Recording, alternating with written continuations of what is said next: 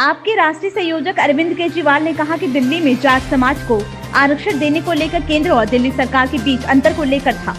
उनके अनुसार दिल्ली सरकार की ओबीसी सूची में जाट समाज का नाम है, लेकिन केंद्र सरकार की सूची में दिल्ली के जाट समाज को शामिल नहीं किया गया है, जिससे दिल्ली के जाट समुदाय के साथ अन्याय हो रहा है। केजरीवाल ने आरोप लगाया है कि केंद्र सरकार ने पिछले 10 सालों में 4 बार दिल्ली के जाट समुदाय को आरक्षण देने का वादा किया, लेकिन अब तक इस दिशा में कोई ठोस कदम नहीं उठाया है।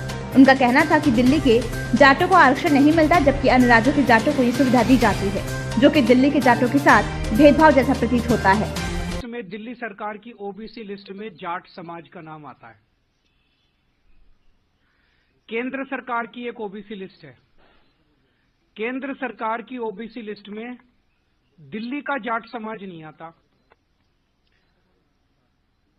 तो दिल्ली यूनिवर्सिटी में जब बच्चे एडमिशन लेने जाते हैं तो उसमें दिल्ली के जाट समाज को रिजर्वेशन नहीं मिलता।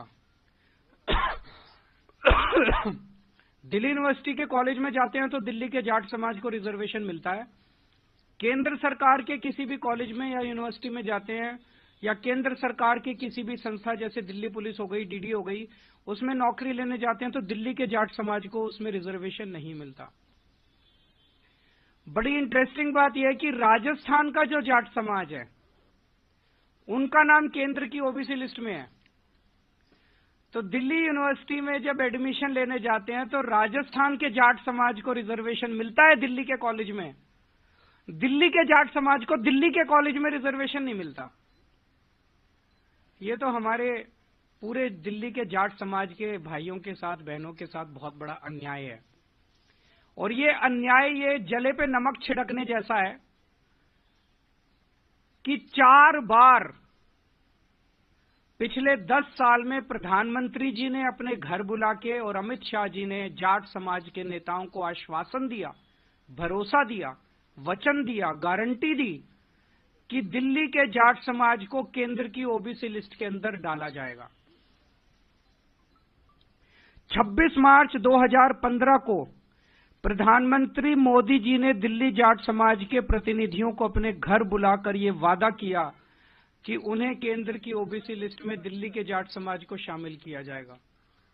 26 मार्च 2015 को नहीं किया। उसके बावजूद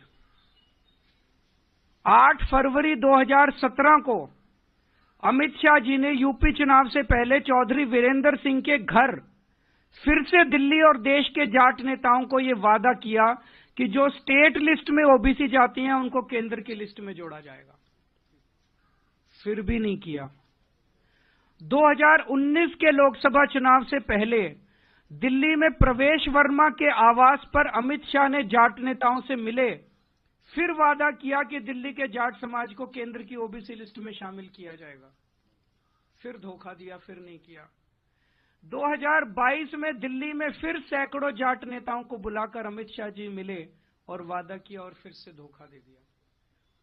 तो पिछले 10 साल में 4 बार, 3 बार दिल्ली के देश के गृह मंत्री ने और 1 बार देश के प्रधानमंत्री ने पूरे जाट समाज को बुला के बोला, अगर प्रधानमंत्री और गृह मंत्री झूठ बोलेंगे, अगर प्रधानमंत्री और गृह मंत्री अपने वादे को पूरा नहीं करेंगे, अगर प्रधानमंत्री और गृह मंत्री को जाटों की याद केवल चुनाव के पहले आती है, आप देख रहे हो हर चुनाव के पहले जाट समाज को बुलाते हैं, कहते हैं वोट दे दो, इस बार वोट दे दो, अगली बार कर देंगे, इस बार वोट दे, और कभी नहीं करते, कभी नहीं करते।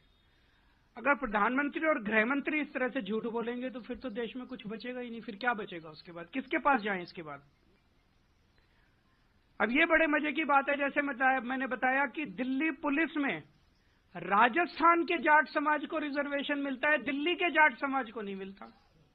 एनडीएमसी में, डीडीए में, सफदरजंग अस्पताल में, ऑल इंडिया मेडिकल में राजस्थान के जाट समाज को रिजर्वेशन मिलता है, दिल्ली के जाट समाज को नहीं मिलता। दिल्ली के अंदर दिल्ली वालों को रिजर्वेशन नहीं मिलता, बाहर वालों को मिलता है। भाई ऐसा क्यों?